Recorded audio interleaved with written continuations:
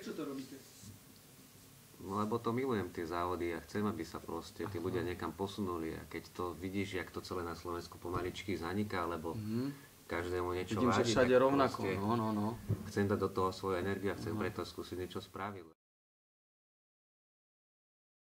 Zdravím vás všetkých, opäť sme sa tu zišli pri takom príjemnom posedení motoristickom v Motopub Racing 99. Rád by som vám predstavil mojich známych. Sú to trošku iné odvetvie ako motocross. Je to Miky Čambal spolu s Rolandom Sighartom. Je to zastúpenie vlastne okruhy.sk. Sú to autá. Popri tom tu máme Míra Slobodu, Lakyho ho volajú, a Milan Murgaš tu chýba. Je to zase zastúpenie cestných motoriek MS Motocup zo Slovenska takisto. Chýba nám tu ešte Andrea Zmajkovičová, vlastne pre motocross, organizátorka Motoshop Žubor Cupu, ktorý asi všetci poznáte, čo sa týka motocrossu. Začali by sme asi takou otázkou, v podstate, čomu sa venujete a prečo vy ste organizátori, promotéri závodov, či už pre auta alebo pre motocykle cestné, takže kde vznikla alebo kde skrsla táto myšlienka, aby ste sa tomuto venovali? Viem, že aj závodíte, aj sa zúčastňujete určitých závodov, vy ako na autách, tak ty, Miro, takisto na cestných motorkách, takže niečo nám o sebe povedzte a poďme na to. Tak my s Rolandom v podstate organizujeme slovenský okruhový pohár, čo sú vlastne preteky plechových aut na okruhoch. Celá myšlienka vznikla zhruba tak, že tým, že dlhé roky jazdíme na slovenských kopcoch a ja som jazdieval slalom, spolu sme jazdevali ešte vytrvalostné okruhové preteky, vznikli na kopcoch určité problémy s tým, že amatérským jazdcom boli trošku ako keby zakazované kopce, tak my sme sa rozhodli vlastne pre týchto ľudí ako keby zorganizovať bezpečnú formu pretekania. Preto sme sa rozhodli pre okruhové preteky, kde samozrejme nie sú stromy, zabezpečenie okruhov je ďaleko iné než na kopcoch. Bezpečnosť vlastne, tam je lepšia, ale samozrejme. Presne tak, celé predpisy sme postavili na čo najväčšej jednoduchosti, aby boli sprístupnené čo najväčšiemu množstvu jazdcov a ich aut, ale dbali sme hlavne na tú bezpečnosť. Čiže všetky auta musia mať bezpečnostný rám, bezpečnostné sedačky, pásy, samozrejmosťou sú kombinézy, prilby, hasičáky, elektrické odpojovače, čiže nechávame tých ľudí závodiť, ale proste dbáme hlavne na tú bezpečnosť. Tak samozrejme, tí komerční ľudia, to sú sadnú za volant, teraz padne semafor a všetkým prepňa, poďme hurá, plný plyn a zabíme sa tu všetci, takže v podstate o tomto je, aby sa pobavili a všetci zdraví ste odišli domov a nejakým dobrým pocitom endorfíny vyplavené.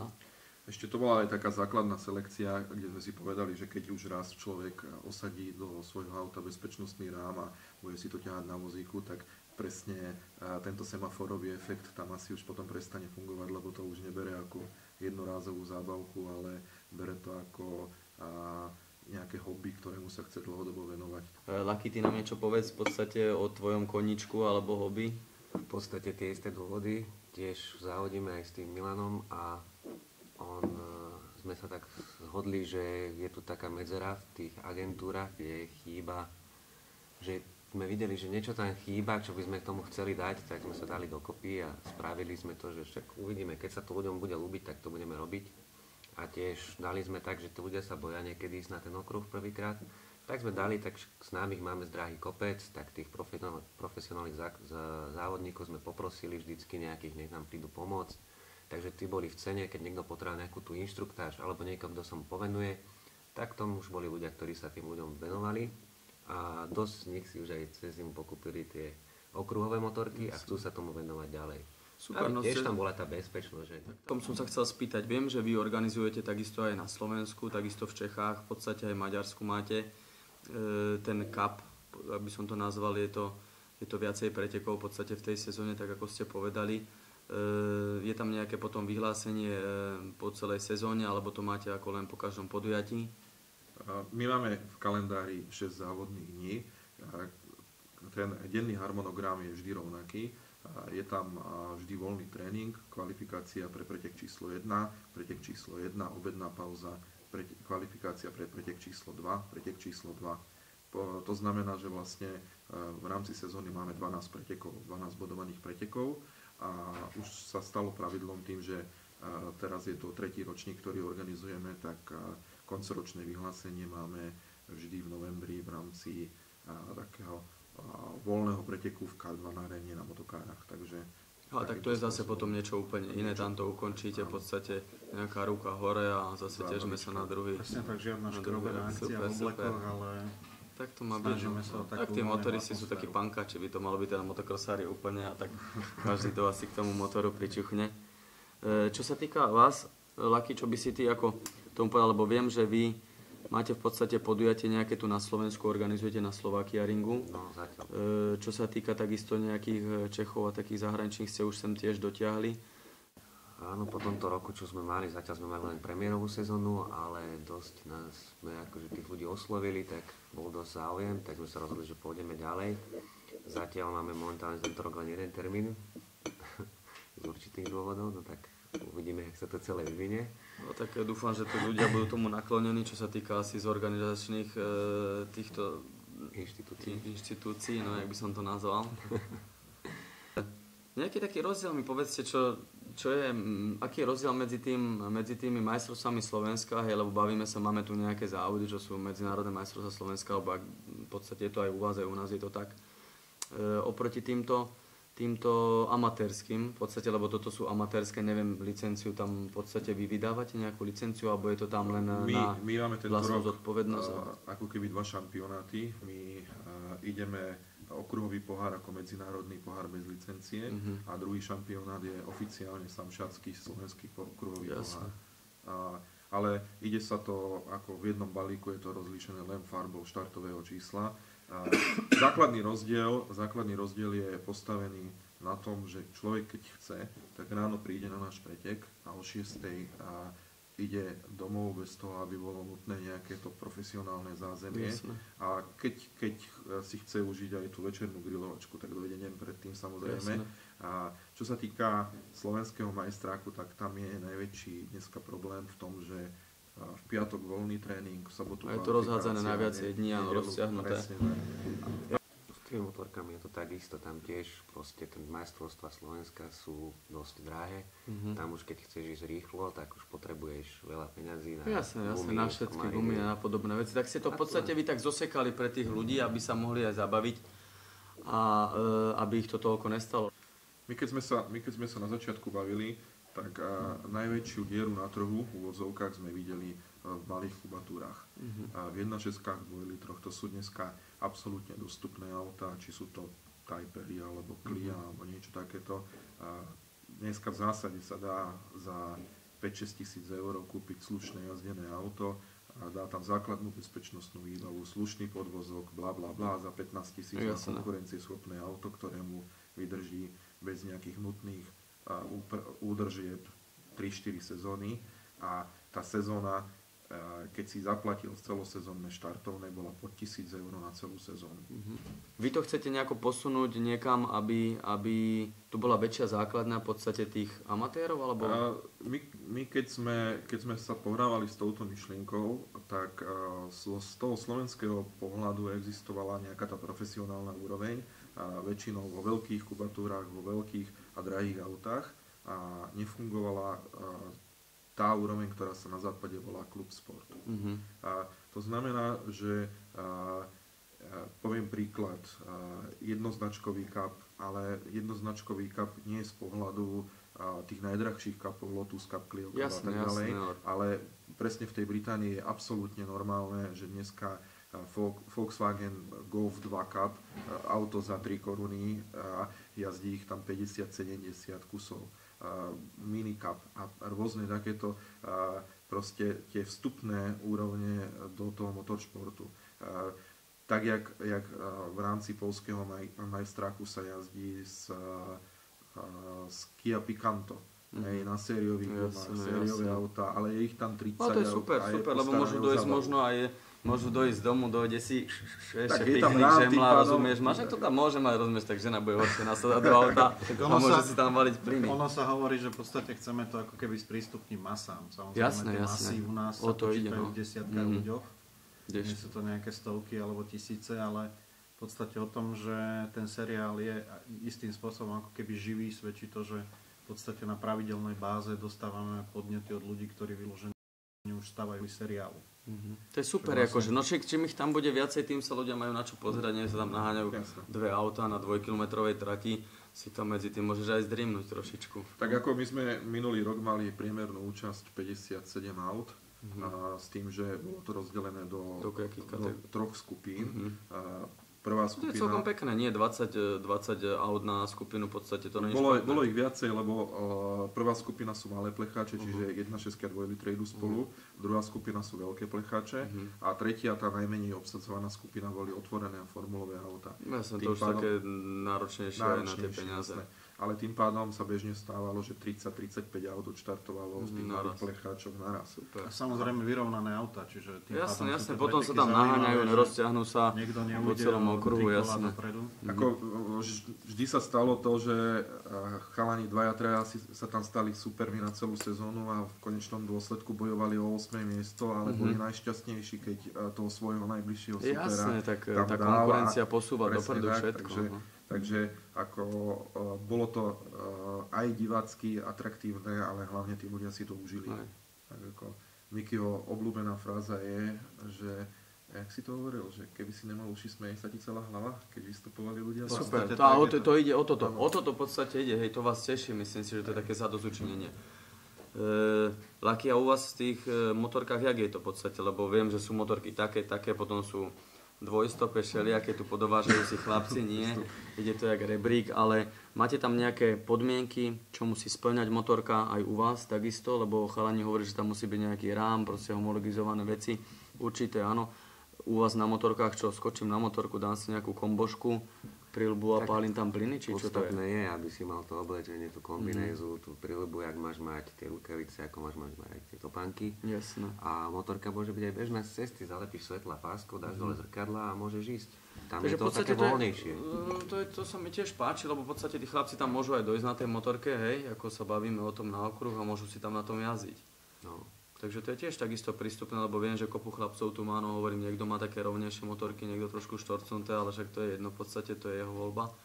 Ale není to nejako, že špecializované. A čo sa týka kategórií, vy to máte ako rozdelené? Máme podľa toho, jak dojde rýchlo, aj v tých tréningoch. Takže nezáleží na kubatúre, nejak na objeme, to až alebo potom tak? sa rozdeľuje do závodu. Máš 1000-kové závody, akože nad 600 a do 600. Tí sú rozdelení zvlášť a to sú už tí rýchlejší. A potom tí, čo sa nekvalifikujú do týchto dvoch hlavných závodov, tak majú pretek zvlášť, už taký pomalší, takže tam už môžu aj tie 600-ky s tými 1000-kami. To je dobré, no, lebo viem, že sa tam potom stretnú, keby by šli moc rýchli, pomaly, tak viem, že sa tam stali rôzne úrazy. Myslím, neviem, či to bolo na vašich podujatiach alebo na nejakých iných, ale bohužiaľ tieto veci sa stávajú, do toho ideme, však s tým rátaš, keď sa dáš do nejakého auta s motorom alebo na motorku, dokonca tam nemáš nič okolo seba, takže máte to tam tiež takto ošetrené, aby ste úplne eliminovali tie zranenia. Keď vidíš na obrazovke, vidíš, kto je v akej kategórii, že keď vidíš, že napríklad ide teraz splavšia kategória a ide ten človek, ktorý má časy vyššie, hodné inej kategórie, tak dojde si ho, odchytíš. No, aby nerobil ťahy, spravíš, že sa tam vozí, rozumieš, a potom nástupí rozumieš, v závode. Toto máme tiež ošetrené. Tam máme nejaký limit vždycky, že kto presiahne v tom závode, čo sa nekvalifikovali, ide si nič o nejaký ten čas rýchlejšie. To ide automaticky. Lebo viem, že sú takí zberači pohárov v podstate, hej, čo tak myslím, ja neuznávam vôbec, lebo človek má napredovať a tou rýchlosťou, že s nejakými rýchlejšími, viem to zo svojho odvetvia, že potrebuješ rýchlejších jazdcov, aby si sa niekam posúval, tie hranice, Takže máte to ošetrené, dobre, super. To je hneď diskvalifikácia, ani neskončí pretek už. Aha, tak toho dáte norme natvrdo do vidopo. Áno. Ako už sa stalo, že to bol chalan, ktorý naozaj tak zrýchlil, ale nemôžeš to urobiť, lebo potom tí ostatní ako k tomu prídu, že ten mohol, ten nie. Tak lepšiu kapustu jedol na obed. Ale ten viem, lebo to bol akurát kamarát, ne? Tak viem, že nejazdil, ale proste musíš to spraviť, lebo už je tam ďalších 100 ľudí, ktorí sa na to pozerajú. Máš nejaké pravidlá, tak im treba dodržiavať, či to je kamarát, či to je nekamarát, rozumieš ma, takže v podstate tak by som to asi videl. A raz spravíš výnimku a už sa to potom sype, poznáte to, ne? Jasne. No a čo sa týka nejakého financovania, sponzoringu alebo takýchto vecí, lebo veď je to dosť veľké podujatie, keď si dobrám len Slovakia Ring alebo okruhy. Niečo stojí ten prenájom, niečo stojí ten servis okolo toho, cak, plus minus krát deleno a už máme peknú sumu. Takže ako to vykrývate, lebo tí chlapci si isto platia nejaké štartovné, či to je u vás, či to je u vás, hej. Myslím si, že to štartovné zahrňa, zaplatia aj štartovné a je tam zahrnuté od okruhu cez všetky tieto veci. Nejak nám asi by ma zaujímalo, že čo to takto koštuje, vieš, u vás a u vás. Vy máte 4 kola, že či sa to násobí krát 4? Úspešnú sezónu máme vtedy, keď máme na konci nulu. Vtedy to považujeme za úspech. Potom je to bez tých uší tá hlava, hej, aj pre vás. Celý ten seriál vlastne začína tým, že obchádzame firmy a spoločnosti a Poznám, snažíme jasné. sa získať nejaké peniaze, lebo samozrejme na Slovensku existuje určitá jednak psychologická, jednak rozumná hranica, kde môžeme ísť so štartovným, čo sa týka výšky. A je to nejaké tajomstvo, alebo vieme im to tuto prezradiť, že by nejakí chlapci tuto spiešne chceli vybehnúť bam, tak nech Máme 3 úrovne štartovného. Prvá úroveň štartovného je celoročné štartovné, ktoré je zvýhodnené. Vtedy vyjde vlastne na ten dvojpretek 159 €. S tým, že ale to je platné do 31. To je krát 6 teda, sa bavíme? Krát 6, čiže 950. Jasné, dobre, no. To je z toho dôvodu, že všetky okruhy fungujú na vyzálohovaní do 31. januára. Hej. Čiže my vtedy máme najväčší tlak na cash flow. A potom máme druhú úroveň štartovného, tá je 179 €, keď sa prihlási a 14 dní pred pretekom nám prevodom zaplatí. A na mieste je potom štartovné 199 €. Jasné. Takto máme nadstavené hranice s tým, že pre mňa z nepochopiteľného dôvodu má každý okruh 2 cenníky. Má cenník pre motocykle a má cenník pre auta. Tak vy to viac zerete, nemáte 4 kola, čo čakáš? Jasné, tak ďakujem, že si mi to vysvetlil.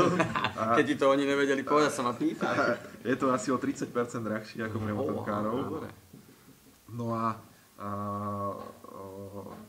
keď si zrátate nejakú priemernú účasť, keď si zrátate, že sme mali zhruba 55 aut v priemere, a minulý rok sme mali ešte nižšie štartovné, keď si zrátate, čo stojí okruh na jeden deň v prenajme, tak z toho vyjde, že zo štartovného ako z takého sa to vykryť nedá. Čiže tú matiku máme postavenú zhruba na 75% je štartovné a 25% pokryjete sú nejakých partnerov. Čo to stojí, keď príde chlapec, musí zaplatiť nejakú čiastku, to je jedna vec. Úplne najjednoduchší spôsob je v nejakých tých jednoduchších kubatúrach si prenajať auto. Ten prenájom so všetkým, čo k tomu patrí, to znamená so servisom, s pneumatikami, s PHM-kom, so štartovným, čiže dojdeš vo svojom autičku, zoberieš prílbičku, zoberieš kombinézu, oblečieš sa, sadneš a jazdíš. Tam sa bavíme o sume niekde na úrovni 1000 € za dvojpretek. Čiže keď si to dáš krát 6, tak za 6000 € si schopný absolvovať plnohodnotnú sezónu so všetkým, s minimálnym rizikom. Samozrejme je tam nejaké to riziko, keď to... Tam máme zahrnuté štartovné všetko, komplet. No a auto... Full service. A auto je aké? Toto sú 1.6. Dajú sa dneska prenajať či už Mazdy, ktoré pripravujeme my, alebo Fiesty, to sú všetko tie autá v rámci toho kapu. Čiže hrozí ti tam celkom zábavné jazdenie s rovnakými autami, dnes je tam prihlásených asi 10. Jasne, potom majú rovnaké výkony, tak sa jednoduchšie závodia, keď tam jeden letí. To je auto pod tonu a s výkonom cez 120 koní, takže není to úplne, že by to bolo pomalé. Takže... U vás Lucky ako vy tiež prenajímate motorky, alebo len si každý dojde na svoje a jazdí? Dojde si na svoje, tam možnosť prenajať asi aj motorky. Máme takú staršiu jednu motorku na to pripravenú, to je nejakú 2002 R6 a tá ide na nejakých 400 € tuším na deň, ja neviem presne, lebo to má akorát Milan na starosti. A s možnosťou si kúpenia za vyhodnocenú nové gumy, ak chceš na to, alebo gumy jazditeľné sú na tom ešte. Tak viem, že tam na gumách dosť záleží, v podstate neviem, či aj takýmto amatérom, či to vedia rozoznať, ale zase... Určite vedia to aj rozoznať, ale keď sa ideš len previesť, tak to nemá zmysel si dávať na ten deň tie nové gumy.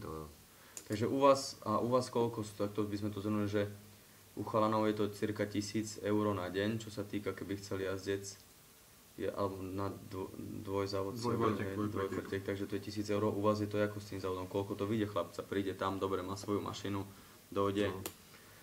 Tak šubím, tresko, koľko to stojí v konečnom Máme dôsledku? nejaké tie predplatné, takisto ako chalani majú, že tiež do určitého dátumu je nižšie to štartovné, teraz momentálne máme 70 eur, potom sa to bude zdvíhať na 80. To obnáša to, že tam príde a môže jazdiť na okruhu, natankuje si svoj benzín, všetko príde svoje, v podstate to je len štartovné za využitie toho okruhu a tých závodov v podstate, to je celkovo to závod. Takže... Áno, s tým, že má tam nejaký ten catering, keď dojde takisto večer predtým, tak s nami tam pogruje, akože máme pre všetkých, čo sa účastnia, máme nejaké to catering pripravený už od večera, či už nejaké nápoje. Takže máte tam takú aj nejakú starostlivosť, ten doprovodný program trošičku. No jasné, nejaké hostesky, hen, tak. No hostesky my nemáme, to už zasa, to už si Si nemôžeme. musia doniesť. Erárne či svoje? Ako sa to vezme? Máme na to človeka vyčleneného, ktorý je manažerom pre... Super. No to treba, takéto čurina musí byť aj okolo toho trošku, aby to zaujímalo tých ľudí. My tým, že vlastne roky jazdíme sami, tak vieme, že ľudia chcú mať pekné fotky, čiže máme naozaj drahého fotografa. Máme veľmi dobré videá, čo si ľudia môžu pozrieť naozaj akože vo vysokej kvalite. A všetko to musí stojí byť v peniaze, dnešnej dobe, ale to jasné, proste samozrejme. k tomu patrí. Nechceme to robiť tak, že chalani prídu na pretek, nehajú tam niekoľko 100 euroviek a v podstate nie je z toho žiadny výstup, ktorý nevedia ani žene ako hlavnému sponzorovi ukázať. Ja. Takže snažíme sa to robiť ako keby To sa ty lepšie, že? poriadne. Jasné. Ale super, to tak má byť, no v dnešnej dobe a každý si chce tie zážitky nejako uchovať, doma si to púšťať.